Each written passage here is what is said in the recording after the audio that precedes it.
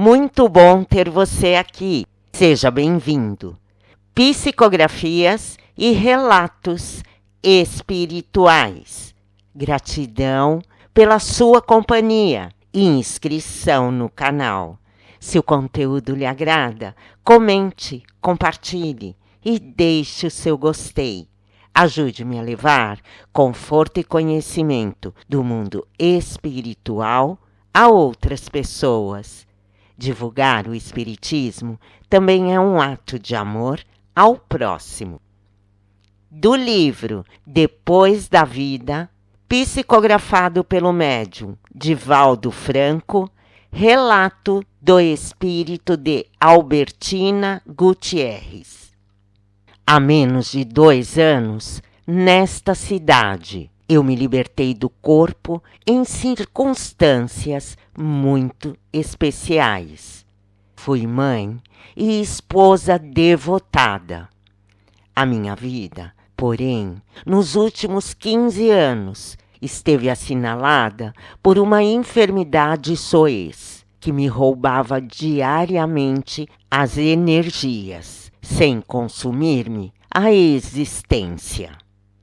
Vitimada por uma bronquite asmática, deambulei pelos especialistas sem que o meu mal pudesse ser debelado. Hoje, eu compreendo que era apenas um efeito cujas causas remontam a existências anteriores de que eu não poderia furtar. O companheiro devotado e amigo lutou tenazmente ao meu lado, sofrendo as noites insones e exaurindo-se, muitas vezes, horas avançadas para levar-me ao pronto-socorro, atendendo-me a urgências respiratórias. Mesmo assim, de nossa comunhão conjugal, que durou 20 anos, nasceram 3 crianças que enriqueciam o nosso lar de felicidade e promessas de paz permanente. A doença demorada, no entanto, é um verdugo que se faz cobrador impenitente, em particular, mais cruel, para quem não tem as resistências morais que nascem da abnegação e do amor transcendente.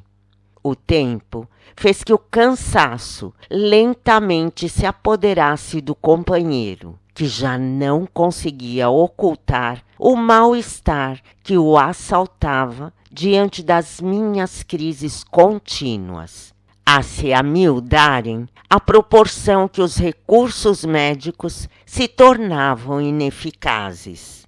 A princípio, adicionei aos padecimentos físicos a dor moral, que advinha do sofrimento que nele se fez. Paulatinamente, indiferença, a fim de sobreviver ao calvário que a minha presença lhe infligia. Nos últimos 3 anos, com o corpo vencido dolorosamente pela dispneia, com a fragilidade orgânica numa aparência desconcertante, ele pediu-me licença, alegando não suportar ver-me na situação que me depauperava, para dormir num quarto contíguo, de modo a ter forças para levar a família adiante. Bem assim, as altas despesas que a minha enfermidade lhe impunha. Aqueci de boa mente, compreendendo-lhe a justeza do conceito, apesar de sofrer na intimidade dos sentimentos a ocorrência de que não poderia libertar. Nos dias que se sucederam, eu compreendi que o marido, ainda jovem, tinha necessidades biológicas e emocionais de companhia, e cheguei mesmo a identificar a pessoa que o fascinava, levando-o a um concubinato que o tempo me propiciou entender. A esforço hercúleo e sob o apoio da oração cristã que procurei ser no meu calvário, passei a tê-los ao marido e à sua companheira, na condição de filhos que reuni aos nossos filhos para que se me fizesse amena a trajetória final. Não é necessário dizer que pessoas invigilantes e inescrupulosas, sem me respeitarem as dores da enfermidade e da solidão compreensível, traziam-me notícias devastadoras que eu procurava superar, evitando que a tônica da conversação dissolvente mais amargura me trouxesse a taça dos padecimentos. Menos de um ano antes do dia da minha libertação, fui vitimada por um problema coronário que me propiciou continuar a viver com dores anginosas que se transformavam em espículos cravados na bomba cardíaca e em toda a área, afligindo-me sem cessar, produzindo-me descompensações que se agravavam durante as crises respiratórias. O esculápio vigilante, embora reconhecendo o meu problema dispineico, receitou-me um medicamento vasodilatador para as horas mais graves, prometendo-me a remota esperança de uma cirurgia impossível. O companheiro, no entanto, mais se distanciava. Da indiferença educada e social, passou ao ressentimento surdo que extravasava no olhar magoado com a minha presença, que lhe impedia os planos de felicidade merecida. Há menos de 2 anos, no mês de fevereiro, em nossa casa de praia, para onde fôramos às vésperas do carnaval, a noite tempestuosa que sempre me aparvalhava desabou numa torrente de trovões e relâmpagos, criando-me um estado de pavor que se transformou em uma nova crise cardíaca. Chamei-o, não tinha forças para locomover-me. Ele veio com má vontade. Pedi-lhe, por misericórdia, o remédio salvador, cuja dose sublingual me aliviava em alguns segundos. Até o tumulto das forças da natureza, ele tomou do pequeno vidro e, enquanto eu lhe distendia a mão ansiosa, sem dizer palavra, ele fitou-me demoradamente, cerrou a destra e afastou-se, esperando-me morrer. Os seus olhos traziam-me a sentença final. Os meus filhos não estavam aí, ficaram na cidade para os festejos monescos. Éramos somente nós e uma auxiliar que dormia num cômodo da casa, à parte. Quis gritar. A garganta estava turgida e a voz não saía. O esgar da morte, a dor e a asfixia ameaçavam-me de alucinação. Ele, porém, continuava impassível. Tive a impressão de que os seus lábios se moviam, parecendo-me escutar. Morre, miserável! Liberta-me de uma vez! Chamei pela Mãe Santíssima, sem voz, e compreendi a dor que ela experimentou, apunhalada, vendo o filho na cruz. Dei-me conta de que ali estava um filho, a quem eu deveria perdoar, desde quando passei a amá-lo como se fora a mãe que agora ele matava. Graças a um caleidoscópio mágico, as cenas da minha vida passaram, céleres pela mente, desde aquele instante, retrospectivamente, até onde eu pude alcançar na infância.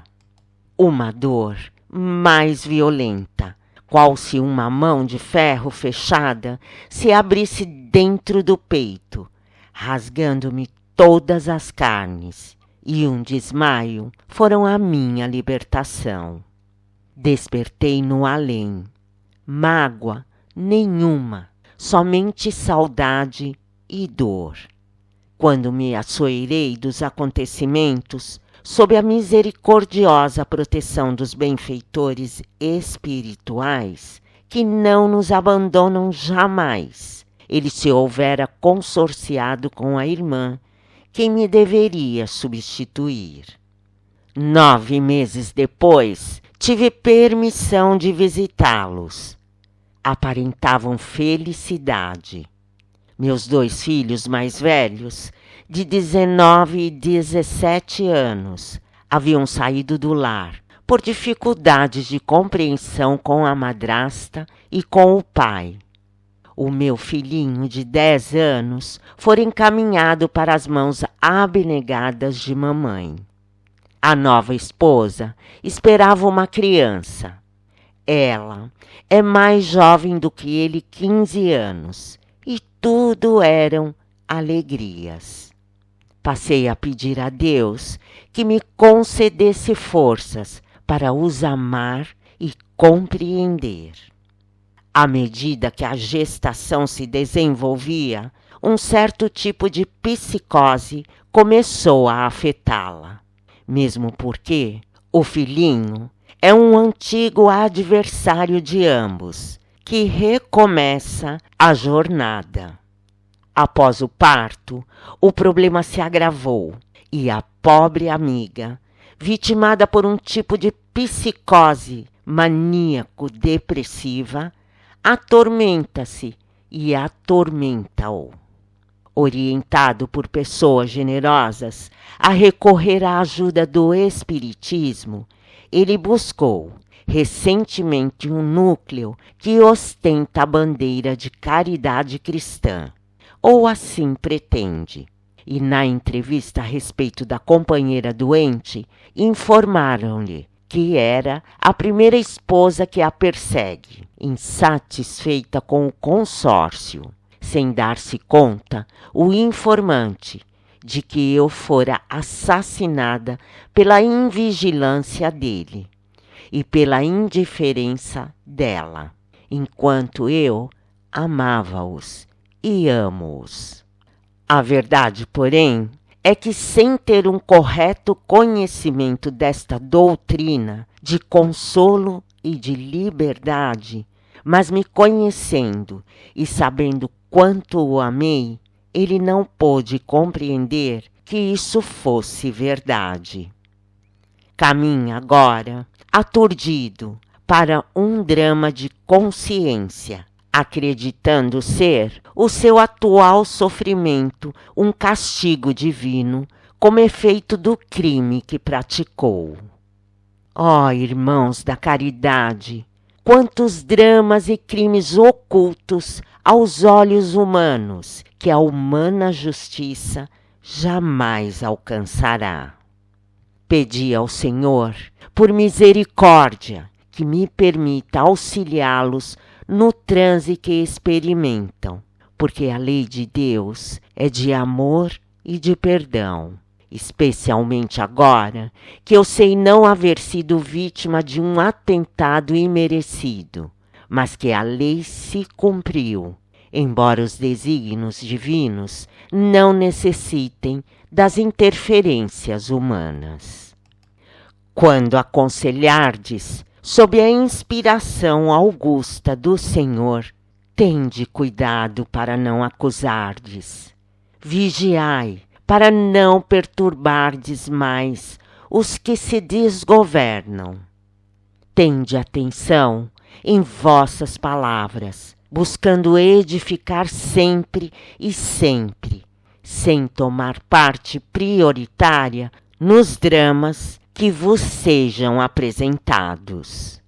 Fixai-vos na sabedoria das justas leis de Deus e sede imparciais, socorrendo uns aos outros, sem colocardes o tóxico letal sobre aqueles que se não podem ou não devem defender. Não me sinto totalmente feliz, porque, atada à retaguarda, acompanhando os filhinhos que a inexperiência precipitou nos rumos da insegurança, embora o pai lhes dê as coisas materiais, sempre secundárias, e não a presença moral, que é indispensável. Necessitando de socorrê-los, aqui venho trazer o meu drama e rogar-vos que me ajudeis com o amor que Jesus vos dá, para eu colimar o êxito no empreendimento desta necessária reparação. Albertina Gutierrez.